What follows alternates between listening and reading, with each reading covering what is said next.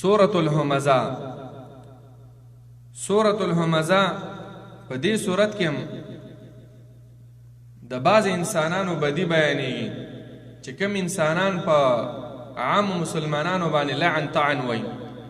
بسم الله شروع کوم په امداد د نوم د الله تعالی باندې. الرحمن داس الله تعالی چې عام رحم کوونکی دی. الرحیم داس الله تعالی چې خاص رحم کوونکی دی. ویل لکل همزة لمزة. ویل تباهی دا یا ویل هغه کنده ده په جهنم کې. د چا د پاره تباهی ده؟ چا د پاره جهنم دی؟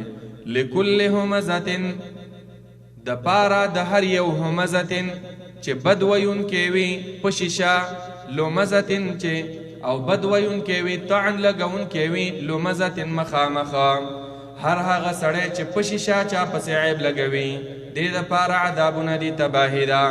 او هر هغه سړی چې مخامخ خلکو ته لګی دی بدي بیانوي.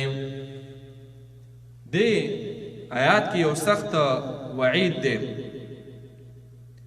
که خیال هم کړی وي بعضې خلک دا غیبت کوي چې تور ته لکه غیبت مه کوه. هغه وایي چې زه خو هغې ته مخامخ هم دا خبره کوم.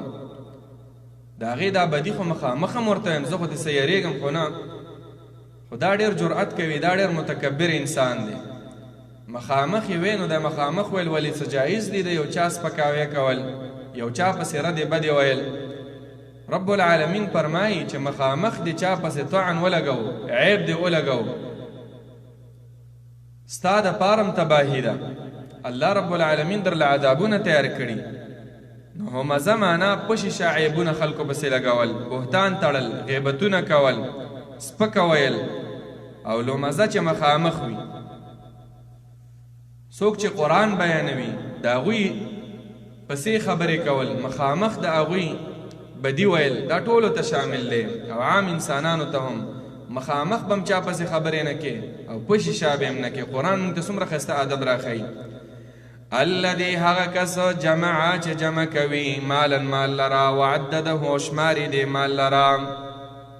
دا بل صفت دی، ناکاره صفت. خلکو باندې عیبونه هم لګوي، د خلکو طعنونه هم کوي، خلکو پسې بدي م وایي مخامخ او په شیشه. ډېر بد زبانه بد اخلاقه سړی دی.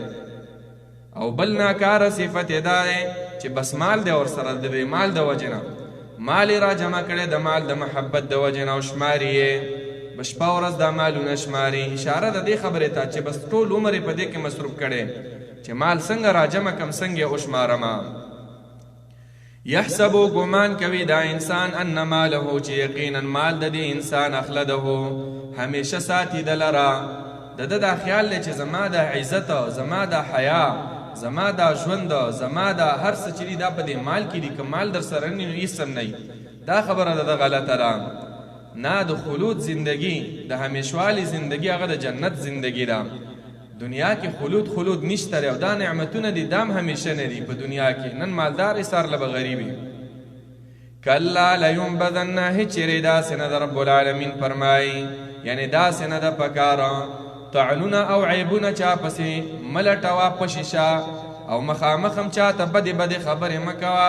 د دنیا په محبت کې ډېر مه وردن نه کېږه او دا عقیده مه ساته چې دا مال دا زما دپاره همیشه دپاره همیشوالي دپاره یو سبب دی. دا مه وایه. لیونبذن خامخا به وغورځولی شي دغسې انسانه فی الحطمة په حطمه کې.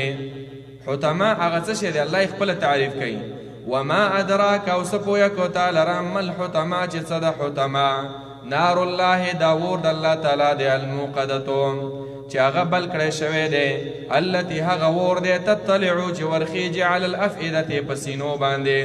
د خپو نه شروع کوي سړی سوځي تر دې چې دا سینم درله سوځي. ځکه افئده الله ځکه ذکر کړل زړه چې په دې زړونو کې د دوی د اخیره پروت دی. د مسلمان سپکاوی او خپل غرور او تکبر دای په دې زړونو کې پروت دی. دا زړونه ورله الله سوځي. د حطمه لفظي ترجمه هم دا ډېر ماتونکی. دا هم په جهنم کې یوه طبقه ده چې سړی سم ماتوي په دې اور دې ټوکړه کوي. انها علیهم مؤصدة یقینا دا اور چې دی په دوی باندې مؤصدة جوخ کړی شوی به وي. د هر طرف نه به دا اور وي. فی عمد پستنو کې ممددتن اوږدې ستنې به وي. ګورئ دا څنګه ستنې دي.